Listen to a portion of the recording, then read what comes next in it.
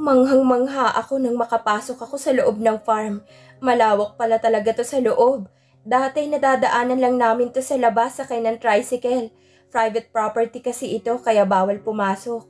Pero ngayon heto, nakapasok na ako. Kasama ang may-ari. Para akong nakawala sa hawla paglabas ko ng sasakyan. Halos 3 linggo din akong hindi nakalabas. Panatag naman ako na walang makakakilala sa akin dito sa loob. Paglingon ko kay Jace ay nakatingin pala siya sa akin. Bahagya akong nailang pero nang nginitian niya ako ay nginitian ko na rin siya. Maya-maya ay may lumabas na mga tao sa parang bahay. Lumapit ang mga ito sa amin na mga nakangiti. Puro sila may mga edad na. Sir Jace, magandang umaga ho. Bati ng isang matandang lalaki. Magandang umaga naman ho, Mang Chopilo. Magandang umaga sa inyong lahat. Bati din ni Jace sa kanila. Abay, kasama mo pala ang nobya mo. Kay gandang dilag. Ani ng matanda na tinawag ni Jace na Mang Chopilo. Nakangiti siya sa akin. Nakaramdam naman ako ng pagkailang dahil napagkamalan niya akong nobya ng amo niya. Hindi ko ho siya nobya, Mang Chopilo. Bisita ko ho siya. Pagtatama ni Jace. Magiging nobya mo palang pala. Sabi ng matanda kasunod ang panunukso ng mga kasama niya. Nag-init naman ang mukha ko. Imbes na itama ulay napakamot na lang sa ulo si Jace. Ako naman ay napangiwi na lang. Nakakahiya naman na pagkamalan pa akong nobya. Inaya niya na akong pumasok sa loob ng mukhang bahay na nagsisilbing opisina pala nila. Walang gaanong tao dahil linggo ngayon. Inakay pa niya ako papasok sa isa pang silid na opisina pala niya. Binuksan niya ang aircon kaya kumalat ang lamig. Upo ka muna, Ivy. Tatapusin ko lang itong mga pipirmahan tapos ipapasyal kita sa labas. Ani ni Jace na umupo na sa likod ng mahogany table. Tumango na lang ako at nginitian siya. Pero imbis na maupo ay tumingin-tingin ako sa mga nakadisplay sa estante gaya ng mga plake na iginawad sa farm dahil sa magandang kalidad ng produkto nito. Nauuhaw ka ba? Ipapakuha kita ng maiinom. Untag pa niya. Ayos lang ako. Di pa naman ako nauuhaw. Okay, bibilisan ko lang to para hindi ka mainip sa paghihintay. Aniya at tinuon ng atensyon sa mga papel na nasa lamesa. Napapangiting pinagmasdan ko na lang siya at naupo sa sofang naroon na para sa mga bisita. Bagay din pala sa kanyang trabaho ng pang-opisina. Seryosong gwapo niyang muka. Sobrang bait pa niya sa akin. Ang swerte talaga ng magiging asawa niya. Napabuntong hininga ko. Nag-angat naman siya ng tingin sa akin. Naiinip ka na? Sandali na lang to. Hindi, ayos lang ako. Hindi naman ako naiinip. May iniisip lang ako. Ako ba? Ha? Naguguluhang tanong ko. Umiling lang siya at ngumiti. Nang matapos na siya sa ginagawa ay lumabas ulit kami at pinasyal na niya ako. Binigyan pa niya ako ng balangot dahil mataas na ang sikat ng araw. Halos maikot namin ang buong farm kasama si Mang Chopilo na may pagkamadaldal. Pero nakakaaliw naman pakinggan ang mga kwento niya. Ang huli naming pinuntahan ay ang gawaan ng tableya. Tinuruan pa nila ako kung paano gumawa. Enjoy naman ako. Gusto mo bang magtrabaho dito? Tanong sa akin ni Jace nang bumalik na kami sa opisina niya. Kakatapos lang namin kumain ng tanghalian kasamang mga farmers. Nanlaki ang mata ko sa sinabi niya. Siyempre gusto ko. Pwede akong magtrabaho dito? Tumango siya. Talaga? Tumawa siya. Oo nga. So ano, gusto mo? Sunod-sunod akong tumango. Oo, gusto ko. Gustong-gusto ko. Kahit taga-tanim lang ako ng punla. Kung hindi mo maitatanong, malamig ang kamay ko sa mga halaman. O kahit taga-bilad lang ako ng buto o kaya tableyahan, pwedeng-pwede ako. Excited na sabi ko. Gustong-gusto ko na talaga magkatrabaho para makaipon at makapag-aral ulit. Ngumiti siya. Pwede naman. Pero wala akong balak na doon kapag trabahuhin. Nawala ang ngiti ko. Ano palang magiging trabaho ko dito? Tagawalis?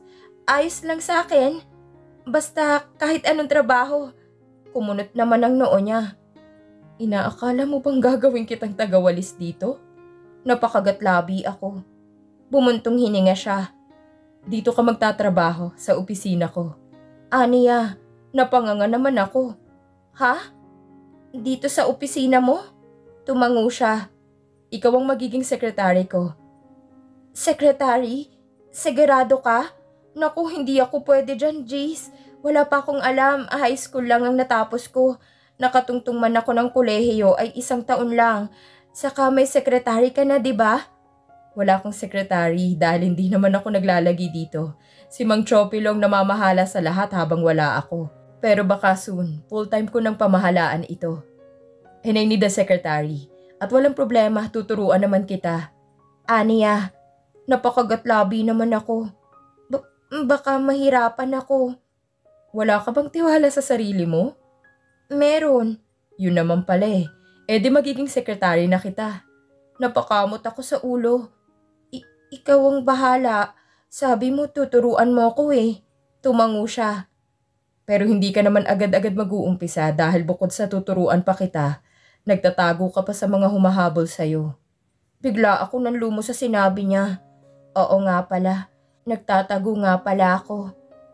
Nakalabas lang ako saglit, nakalimutan ko ng malaking problema ko. Nangihinang napaupo na lang ako sa sofa. Paano pala ako makakapagtrabaho? Nagtatago ako. Tumabi siya ng upo sa akin. Tutulungan kita. Napalingon ako sa kanya. Paano? Sabi mo ibinenta ka ng tsahin at tsuhin mo sa mga lalaking humahabol sa'yo, di ba? Tumango ako. Kasabay ng pagbalik sa alaala ko ang gabing tumakas ako sa bahay na pugad ng mga demonyo. Hanggang ngayon natatakot pa rin ako. Alam mo ba kung magkano ka binenta? Umiling ako. Hindi. Puntahan natin ang tsahin at tsuhin mo para malaman natin. Kinabahan ako sa sinabi niya. Ano bang plano niya? Ano ba kasing plano mo, Jeez? Babayaran ko ang taong humahabol sa'yo para tigilan ka na nila. Bakit? Nagugulumihan ang tanong ko. Tumikhim siya sabay hima sa batok niya. Para tigilan ka na nila at maging malaya ka. Para hindi ka na nagtatago at natatakot. Para makapagtrabaho ka na at magawa ang lahat ng gusto mo. Gusto ko yun. Maging malaya ulit gaya ng dati. Mag-isa na lang ako sa buhay. Nagtatago pa. Nabuhayan ako ng pag-asa sa sinabi niya. Kaya lang. Pero wala akong ibabayad sa'yo. Hindi mo naman ako kailangang bayaran eh. Matiim ko siyang tiningnan. Seryoso din ang mukha niyang nakatingin sa akin. Hindi ako makapaniwala sa inaalok niya. Sobra-sobra naman yata ang kabaitan niya. Parang napaka-imposible na. Parang may mali. Pero may kapalit? Nagbawi siya ng tingin at bahagyang yumuko. Sabi na eh, nagsimula nang kumalabog sa kabang dibdib ko. Anong kapalit? Nag-angat siya uli ng tingin sa akin at lumunok. Kasal, Ivy. Marry me. Kasal? Kasal ang kapalit ng pagtulong niya sa akin? Naikuyom ko ang kamao at hirap na lumunok. Bigla ay parang nag-iba ang tingin ko sa kanya. Bakit sa dinami ng pwede niyang hingin kapalit ay kasal pa? Bakit? Dahil wala naman akong perang pambayad. Akala ko iba siya sa mga lalaking yun. Pero mukhang nagkamali ako. Nagngingit-ngit na padabog akong tumayo at lalabas ng pinto. Pero hinawakan niya ako sa braso. Ivy, wait. Bitawan mo ako. Asik ko sa kanya. Makinig ka muna sa akin. Mali ka kung ano man yung inaakala mo. Wika niya. Naniningkit ang matang nilingon ko siya. Bumibigat na rin ang paghinga ko sa galit. Bakas ang pangamba sa kanyang muka. Talaga? Mali ang isipin ko na mapagsamantala ka kagaya ng iba. Inis na sabi ko at pumiksi sa hawak niya. Napasuklay siya sa buhok at napamewang. May gumuhit na sakit sa kanyang mata. Ngunit hindi ko na binigyan ng pansin yon dahil nananaig ang galit sa dibdib ko. Sa loob ng halos 3 linggo na nasa bahay kita, may natandaan ka bang pinagsamantalahan kita? Tanong niya. May hinanakit akong nahimigan sa boses niya. Natigilan naman ako at napalunok. Sa loob ng halos 3 linggo ay wala naman siyang pinakita sa akin, kundi puro kabutihan. Pero sapat na ba yun para lubos ko siyang pagkatiwalaan? Yung tiyahin ko nga nakadugo ko at kasama ko na sa 10 taon ng buhay ko. Nagawa niya akong ibenta eh. Siya pa kaya na hindi ko kaano-ano? At sandaling panahon ko palang nakikilala at nakasama? Naguguluhan na ako. Hindi ko alam kung sino pang pagkakatiwalaan ko. Ngunit may nagbubulong sa utak ko na iba siya sa mga lalaking yon at sa tiyahin at tsuhin ko. Bakit? Bakit kasi kasal ang gusto mong kapalit?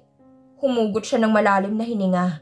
Para maprotektahan ka. Look, kapag kasal na tayo at mabayaran ko na rin ang mga lalaking yon, hindi ka na nila hahabulin pa.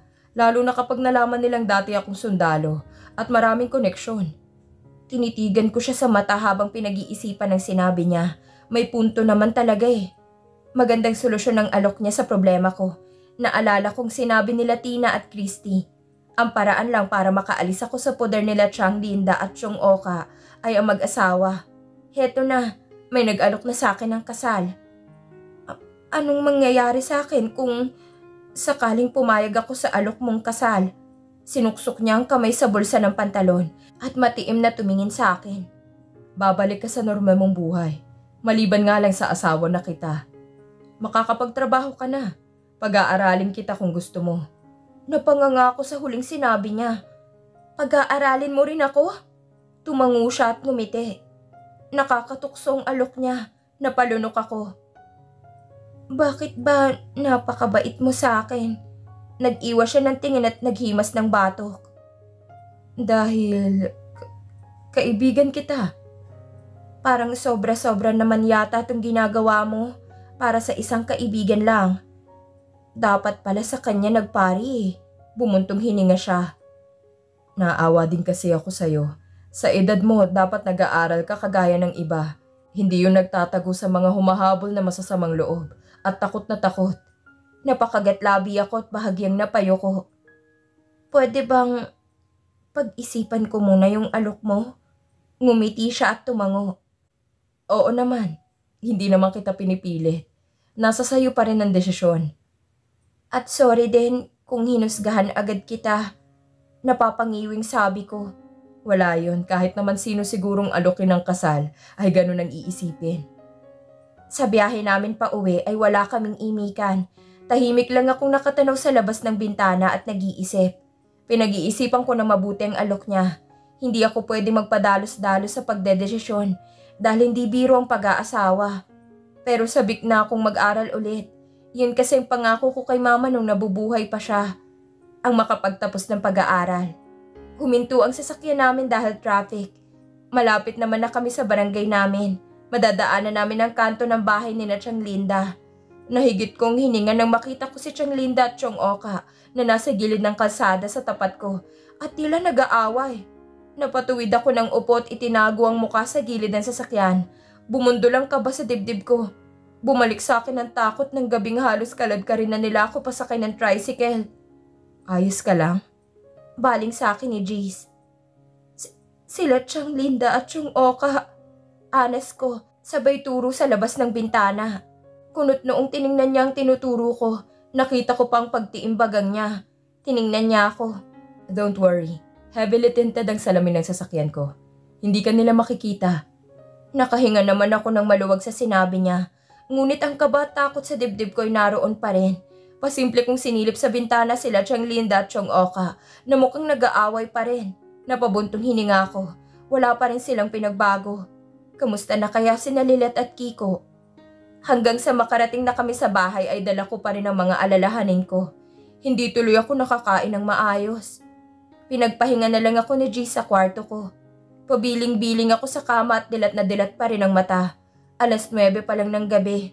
Sa mga oras na ito ay dapat nanonood ako ng TV, kaya lang okupadong isip ko ng samot-saring alalahanin. Humugot ako ng malalim na hininga. Nakatitig lang ako sa malaking LC na umiikot. Ilang sandali pa'y bumalikwas ako ng bangon. Sinuot kong tsinelas at lumabas ng kwarto. Dinig kong tunog ng TV sa baba. Mukhang nanonood si Jace. Bumaba ako ng hagdan. Frente siyang nakaupo sa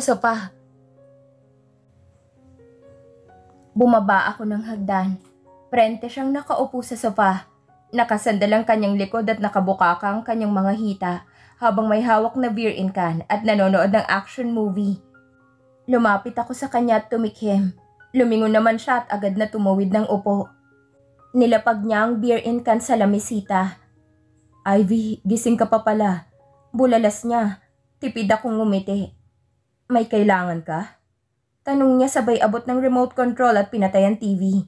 Umupo naman ako sa kabilang sofa. Humugot ako ng malalim na hininga at tumingin sa kanya. Yung inaalok mong kasal? Tinatanggap ko na. Ilang sandali siyang hindi umimik at kumagat labi. Bahagya siyang yumuko at humimas sa batok. Nag-angat siya ng tingin sa akin. Sigurado ka na? Tumango ako nang hindi inaalis ang tingin sa kanya. Buo na ang desisyon ko, magpapakasal ako sa kanya. Kinuha naman niyang beer in can at tinungga. Muntik pa nga siyang masamid. Inubo-ubo pa siya. Tinaas niya ang kamay ng akmang tatayo ako at lalapitan siya. Hinintay ko na maging okay muna siya. Tumikhim siya at hinimas-himas ang dibdib. Jeez, kailan tayo magpapakasal?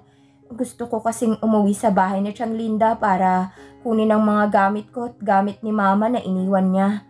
Sabi ko, tumikhim pa siya ng isang beses. Pagkatapos ng birthday mo, magpapakasal tayo sa Webes.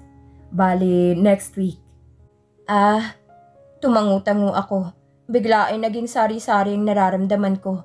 Kaba at pananabik. Mas maganda kasi kung kasal na tayo bago ka umuwi sa bahay ng tiyang mo para wala na siyang panghawakan sa'yo. Sasamahan pa kita. Ani at ngumiti sa akin. Ngumiti na lang din ako. Maganda nga yun. Salamat, Jace. Dumukwang siya at hinawakan ang kamay ko habang matiim ang mga matang nakatingin sa akin. I'll take care of you, Ivy. Just trust me, okay? Tangulang ang sinagot ko. Mula ngayon, sa kanya ko na ipagkakatiwala ang lahat. Pangahawakan ko na lang ang mga salita niya at magtitiwala sa kanya. Matulin na lumipas ang araw hanggang sa sumapit ng araw ng kasal. Nasa harap kami ngayon ng judge. Saksi ang ilang mga taong malapit sa amin. Si Manang Sol, si Mang Chopilo at ilang mga kasama sa Cacao Farm at ang dalawang staff ng judge. It is my honor and delight to declare you husband and wife. You may seal this declaration with a kiss. Anang judge. Nagharap kami ni Jace. Bumundol ang kaba sa dibdib ko. Nanggawaran niya ako ng halik sa gilid ng labi. Sabay ngiti. Nenenervyos na ngumiti naman ako. I am pleased to present the newlyweds, Mr. and Mrs. Natividad. Anunsyo ng judge, kasabay ng palakpakan ng mga naroroon. Kasal na ako. May asawa na ako. Congratulations, iho. Hanggang ngayon ay nabibigla pa rin ako sa biglaan mong pagpapakasal. Para kang may hinahabol. Pero nang makita mo tong nobya mo na misis mo na ngayon, ay naiintindihan ko na. Dapat mo nang itali dahil baka maagaw pa ng iba. Bating may kasamang komento ng judge na mula naman ang pisngi ko sa sinabi niya. Ang ngiti ko'y naging ngiwi na. Tumawa naman si Jace. Salamat ho, Tito Ernesto. Malayong kamag-anak daw ng yumaong papa niyang judge, kaya naging madali lang ang naging proseso ng kasal namin. Legal ang kasal namin. Sari-sari ang nararamdaman ko ngayong kasal na at may asawa na ako. Kaba, takot at pangamba. Congratulations, Ivy. Masaya ako para sa inyo ni Sir Jace. Masayang bati ni Manang Sol at hinawakan ng kamay ko. Nginitian ko siya. Salamat po, Manang Sol. Alagaan mo si Sir Jace, ha? Manang naman, kung magsalita kayo parang aalis kayo, ah. Nakangusong sabi ko. Tumawa siya. Siyempre, nandito pa rin ako para manilbihan sa kanya, sa inyong mag-asawa. Pero dahil ikaw na ang asawa, mas ikaw ang dapat mag-alaga sa kanya. Alam ko namang magagampanan mo yon dahil napakabait mo. Napakagatlabi naman ako sa sinabi niya. Manang, alam niyo naman ang dahilan kung bakit kami nagpakasal, di ba? Alam ko, pero legal ang kasal niyo. Nasa papel, may karapatan kayo sa isa't isa bilang mag-asawa. Magkahati sa lahat. Sa lungkot at ligaya, sa hirap at sarap. Natigilan ako sa sinabi niya. Ano pong ibig niyong sabihin? Mapanukso siyang ngumiti. Nakuha ko naman ang ibig niyang sabihin. Nag-init naman ang mukha ko. Naku, Manang, hindi po mangyayari yan. Ang usapan lang namin ni Gis sa papel lang kami kasal. At saka ginagawa lang po ang bagay na yun ng mga taong nagmamahalan. Tama ka, pero marami pang pwede mangyari sa mga araw na darating na magkasama kayo. Bigla tuloy akong kinabahan sa sinabi ni Manang Sol. Binati din ako ng mga tauhan sa farm. Lahat sila ay may masayang ngiti sa muka. Nag-aya nang umuwi si Jace at merong kaunting salo-salo sa bahay na ipinihanda niya para sa ilang bisita. Inimbitahan din niya si Judge pero tumanggi ito dahil may appointment pa sa Kapitolyo. Inabala kong sarili ko sa pag-aasikaso sa mga bisita. Inimbitahan din kasi niyang mga kapitbahay niya. Dito lang naman sa malawak na bakuran ng bahay idinaos ang handaan. Nagpa-cater na lang siya para hindi mapagod magluto si Manang Sol. Ivy, bakit ikaw ang nag-aasikaso dyan? Kunot noong lumapit sa akin si Jace. Abala kasi ako sa pagpupunas ng mga kutsarang gagamitin ng mga bisita. Ayos lang, wala naman akong ginagawa eh. Nakangiting sabi ko. Bumuntong hininga naman siya. Kahit na baka mapagod ka. Nginusuan ko siya. Hindi naman nakakapagod tong ginagawa ko. Ani ko't inabutan ng kutsarang kapitbahay na nanghihingi. Congratulations ho, Sarge. Bati ng isang kapitbahay na may edad na babae kay Jace. Abay, binigla mo naman kami sa pakain mo. Kasal mo pala. Ngumiti naman si Jace sa matanda. Salamat ho, Aling Merna. At pasensya na ho kung biglaan. Iribang asawa mo? Tanong ni Aling Merna na nakatingin sa akin. Kiminginitian ko siya. Oho, siya ho si Ivy. Sagot ni Jace at inakbayan pa ako. Bahagya naman nag-init ang mukha ko kasabay ng pagkalabog ng dibdib ko. Abay, kaya ganda nga ng asawa mo. At mukhang bata pa. Mukhang mabait at masipag pa. Masaya ko para sa'yo, Sarge. At least ngayon ay may kasama at katuwang ka na sa buhay. Hani ni Aling Merna. Mas lalong nag-init ang pisngi ko sa sinabi ng matanda. Siguro'y kailangan ko ng masanay. Dahil sa mata ng mga tao'y mag-asawa na kami. Naalala ko bigla ang dalawa kong kaibigan. Sana nandito din sila. Saka ko lang naramdaman ng pagod pagpasok ko ng kwarto. Mag-aalas 10 na kasi natapos ang kainan dahil nag-inuman pa sila Jace at ilang mga kalalakihan sa farm. Tumulong din ako sa pagliligpit kahit na sinabihan na niya ako na wag na. Kumuha ako ng t-shirt at pajama sa cabinet. Yung bagong bili ni Jace ang kinuha ko. Pumasok ako sa banyo para mag-shower. Pakiramdam ko kasi naglagkit-lagkit ng katawan ko.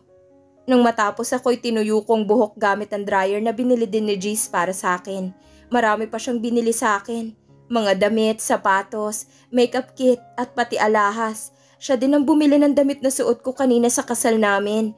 Natulala nga ako sa mga binili niya at kahit sabihin kong wag na hindi naman siya nagpapapigil. Sa ngayon ay dito pa rin naman ako sa kwartong tinutulugan ko ako matutulog ngayon. At sabi niya hindi niya ako pipilitin na sa kwarto niya matulog dahil alam daw niyang hindi ako komportable. Mabuti naman dahil baka hindi ako makatulog kapag katabi ko siya sa kama. Hindi naman sa hindi ako sanay na may katabi dahil sa bahay namin ni Tiang Linda ay katabi ko ang dalawa kong pinsan. Siyempre iba na kapag lalaki ang katabi mo sa pagtulog at asawa ko pa siya. May tiwala naman ako kay Jace. Sobrang bait nga niya at gentleman pa. Minsan nga lang ay naiilang ako sa mga tingin niya. At madalas ko din siyang nahuhuling nakatitig sa akin. Tapos bigla siyang mag-iiwas ng tingin tapos hihima sa batok. Katok sa pinto na narinig ko. Nilingon ko ang pinto at napakunot noo. Pinatay ko ang dryer at tinanggal sa saksakan. Tumayo ako at nilapitan nito at binuksan. Nahigit kong hininga nang bumungad sa akin si Jace na namumungay ang mata.